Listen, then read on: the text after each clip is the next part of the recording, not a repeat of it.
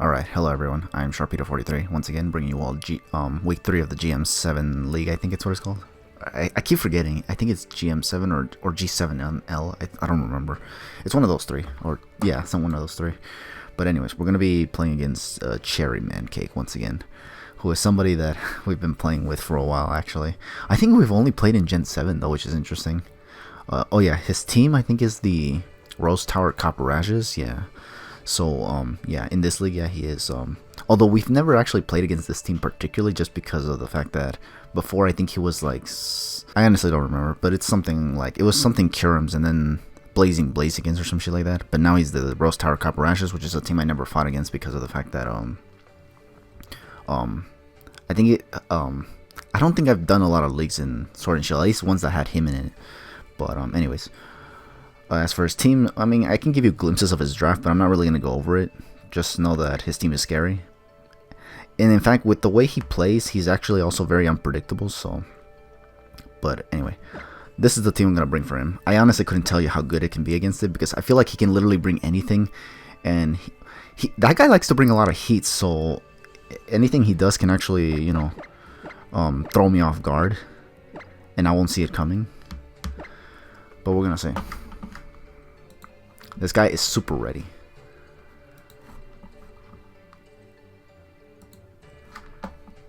But let's see. Okay, what did he bring? Okay, he did bring Tapu Koko and he did bring Megaladios, which was something I was fearing. Megaladi. Marshadow, which is expected to. Okay, he did bring Tapu Fini, which was actually something I wasn't sure he'd bring, because I don't know if he was actually going to want to bring 2 Tapus against me. But he actually did. He also brought Tornadus T, and he brought Nidoqueen. So the only mon that I wasn't really sure he'd bring was Tapu Fini. Everything else, I think, it's pretty much what I expected, honestly. I think I was expecting either Tangrowth or Arcanine, I think. Over it, but from the looks of it, he did not bring it. I don't know what this means for my team though, honestly. So Zeraora, okay, that is a good question. I'm not sure what I want to lead with, honestly. Maybe Armaldo. Yeah, maybe Armaldo, just to see if he leads with the Tapu Koko or if he leads with the Tapu Fini. If he leads with Tapu Fini, that could be annoying.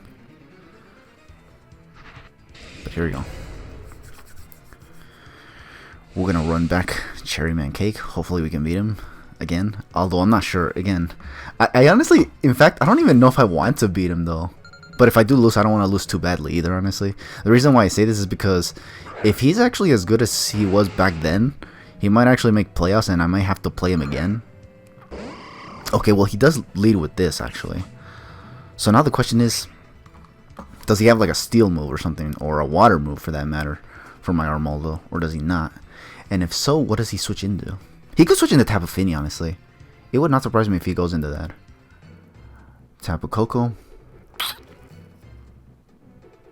This Armaldo is kind of a win condition.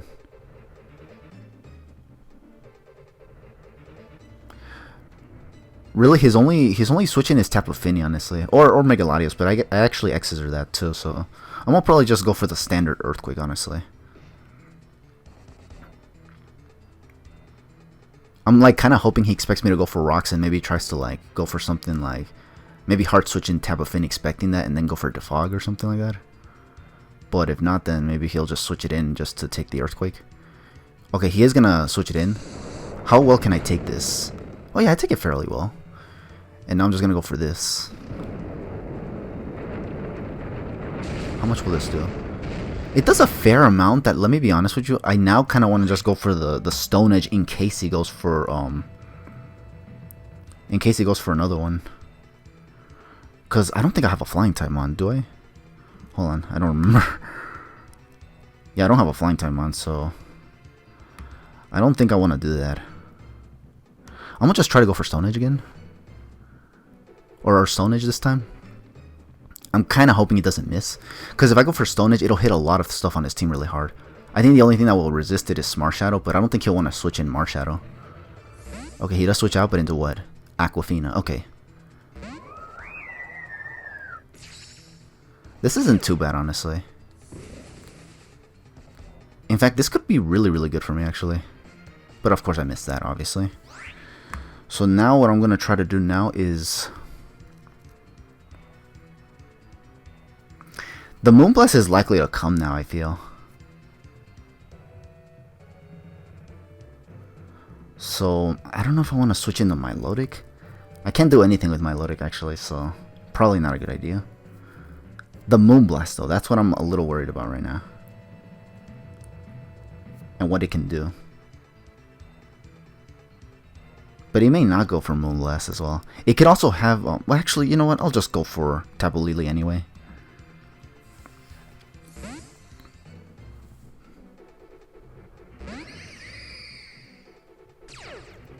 I might take a Moonblast, but... or even a Nature's Madness, but at least I'm putting it in a situation where... This thing has knockoff? Are you serious? That's actually bad.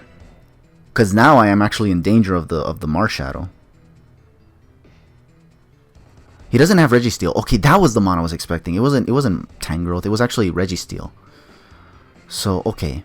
Right now, he doesn't really have a lot of switch-ins to this thing, honestly. What the hell?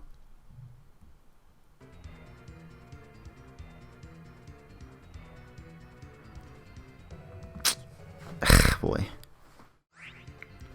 Anyways, as I was saying, I think I went for Psychic here because I wanted to see what this thing would do. He stayed in. I just want to see how well this thing can take it. He does take it well, but after the Sped Death drop, I think he'll want to drop it now. I might be forced to...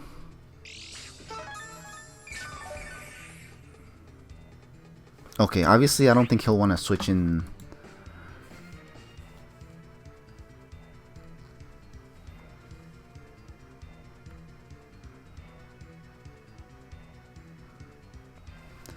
Okay, I think I'll go for another Psychic, I think. It's because what I'm afraid of is that he switches into Latios and tries to set up.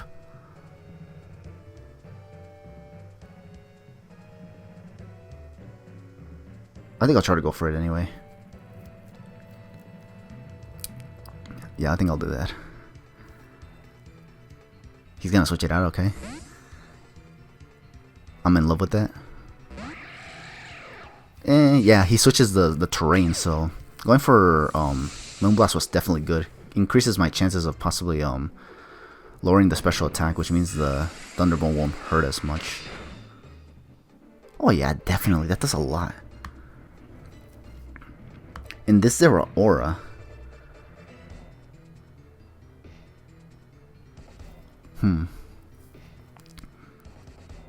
I think I'm in the condition to just send in Zeraora, even if he goes for the Dazzling Gleam. As long as this thing isn't scarfed, because that's my only concern, is that this thing or the Marshadow is scarfed. Okay, I take that fairly well. But now what I'm gonna go for is just the knockoff here. Or should I? Because another concern that I have is that this thing tries to send in Nidoqueen in. I don't know. I didn't pay attention as to whether the Nidoqueen was actually scarfed or not.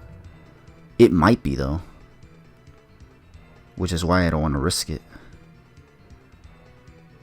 I think I do need a knockoff though. But this thing is the Z user, so you know what? Never mind. I'll just go for Placifists. Jetstream? Oh, this thing. God damn it.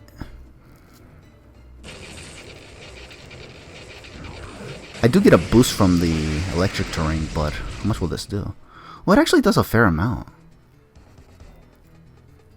This actually does a fair amount. Okay. I think the question is, do I want to... After Mega Evolving, it could possibly lift stuff, so... I'm kind of debating if I want to go for the knockoff here, or for the... It'll take the knockoff, no? I think I'll go for it. I think I have to go for it here. I think I have to. No, he's switching it around. God damn it. I'm in love with that.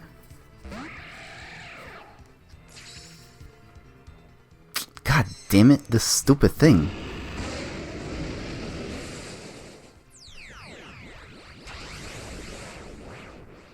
Okay, he's playing around me like crazy right now. Then I'll just have to keep plasma fisting.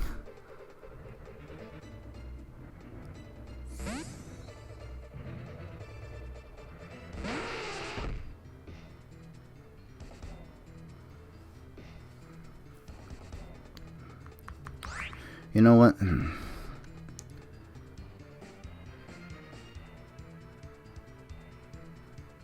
I feel like this thing is scarred because he was playing. Oh my god, come on!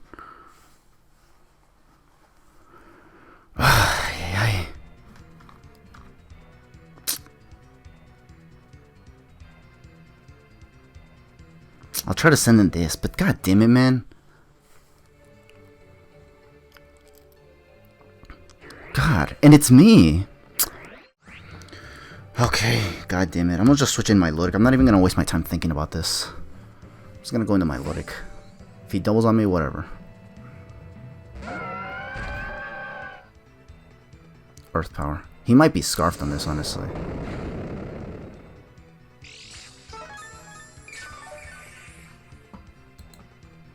I feel like the switch-in is Finny, but at the same time, I'm not really too sure. It might not be. I'm gonna try to go Ice Beam in case he goes something else. He does go Finny. God.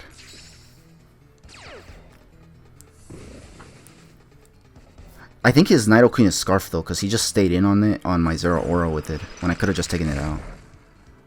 Yeah, so. Okay, this is annoying because now I have to just freaking. Okay, he has Moonblast on this thing, that's for sure.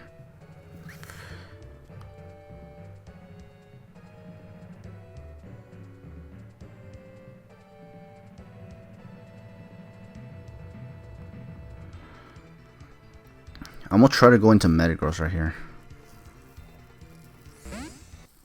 Oh my god!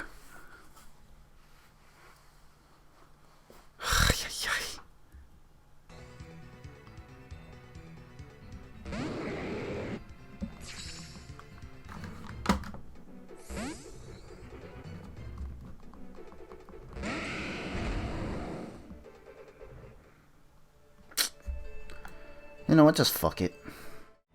Okay, so given the fact that I was not able to get the game to work, honestly, unfortunately, we have to basically do the rest of this match in Showdown. In fact, Cherryman Cake suggested this if the game kept on disconnecting, which unfortunately it did, so as a result, here we are. Okay, so here, in this turn, I believe I was supposed to go into Mega Gross, and he was gonna actually switch out the Tapu Fini into something. But yeah, here we go.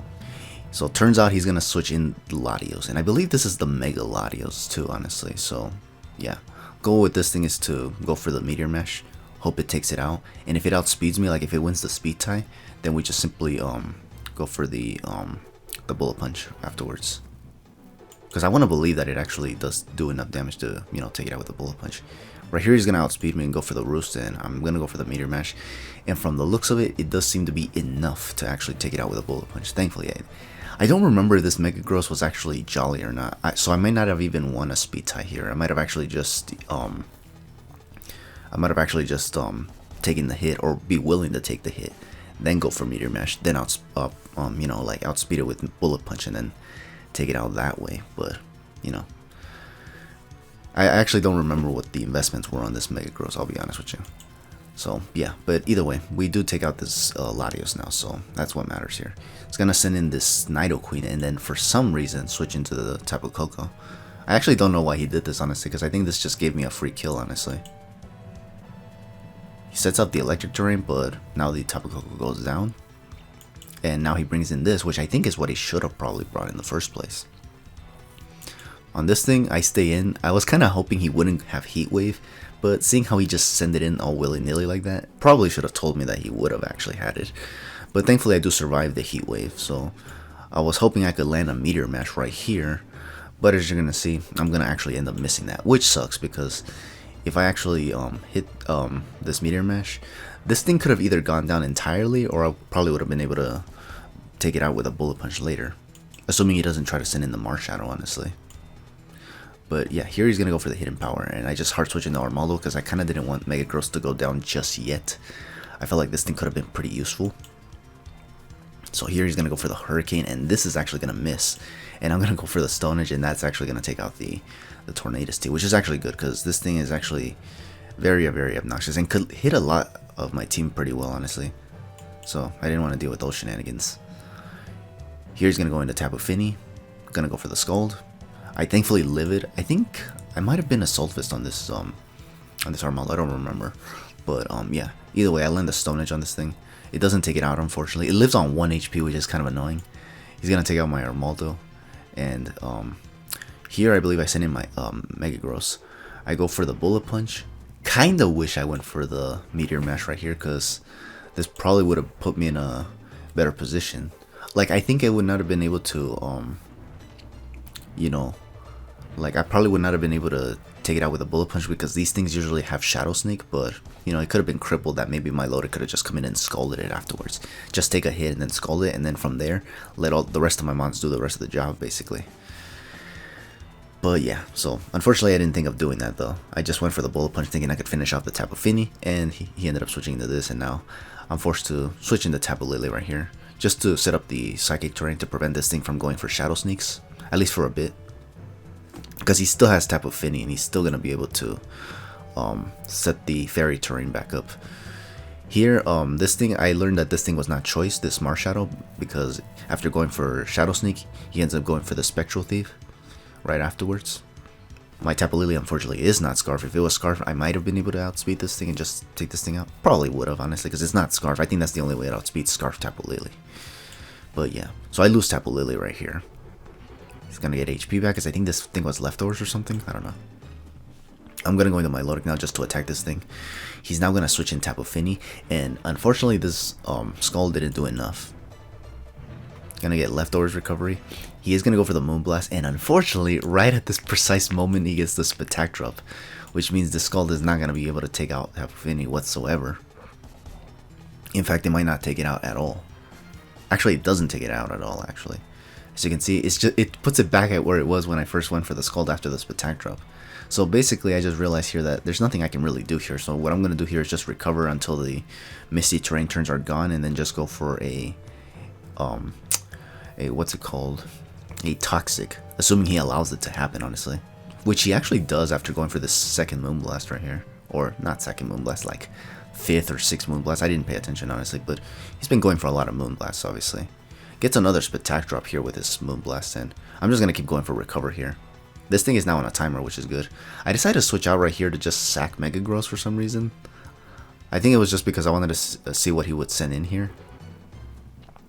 Although I did have to send out my Mon first, so I don't know. I don't know what good this did, honestly. Now here, I do switch out the Milotic into Zygarde, because I kind of was fearing that this thing might have Thunderbolt. I don't remember if this thing... Like, I don't remember if this thing gets Thunderbolt. I know Nidoking gets it, but I don't remember if Nidoqueen gets it. It might not have, honestly. But, I don't know. Either way, I switched in Zygarde. This was a risky play because if this thing went for the Ice Beam instead, I would have just lost to Zygarde, honestly. But that didn't end up happening. And something actually very interesting happens right here. And this kind of makes me realize that maybe, just maybe, this thing was actually Scarfed. And the reason why I say this is because after I send in Zygarde right here, he's going to go for the Stealth Rocks. And rather than following up with an attack, he's just going to switch in the Mars Shadow right away. And I just go for the 1000 arrows just to take this thing out. It thankfully takes out the Mars Shadow entirely. And then here, as you can see, it was Scarfed because it outsped my Zygarde. And now I just send in my Milotic, and now this thing is locked in the Ice Beam, as you can see. And now I can just take this thing out with the Scald. And with that, we're going to win the whole match against Cherry Man Cake, which is pretty nice. This match was actually pretty good, actually. Like, it was pretty close, honestly. It's just too bad that this match wasn't able to finish in the actual game, because that's where I prefer to do my Wi-Fi matches, not on Showdown, because Showdown is pretty bland, as you can see. Like, look at this scenery. Like, none of this feels immersive, which is what I like about doing Pokemon Wi-Fi matches. in the game. You feel a lot more immersed in the world of Pokemon while doing matches, and when you get to pick the music that you want, it's even better, honestly. You feel even more engaged in the match. But you know, apparently a lot of people who battle on Showdown don't really care about that kind of stuff, honestly. They don't care about immersion or anything like that. They just care about doing the matches.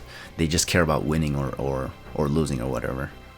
And yeah, that's kind of lame in my opinion. But that's just my opinion, obviously. Like, there's people who like Showdown and it's like, okay, cool, but I don't really like it, honestly. It's pretty whack.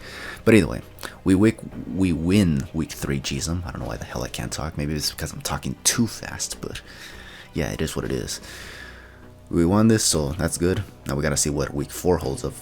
We're gonna see if we can actually go back to Wi-Fi or like back to battling in game as opposed to on Showdown. It would be disappointing if that isn't the case, but we shall see. Anyways, thank you for watching this match. Hope to catch you guys for the next match whenever I get to it. For now, just take it easy and have yourselves a good one.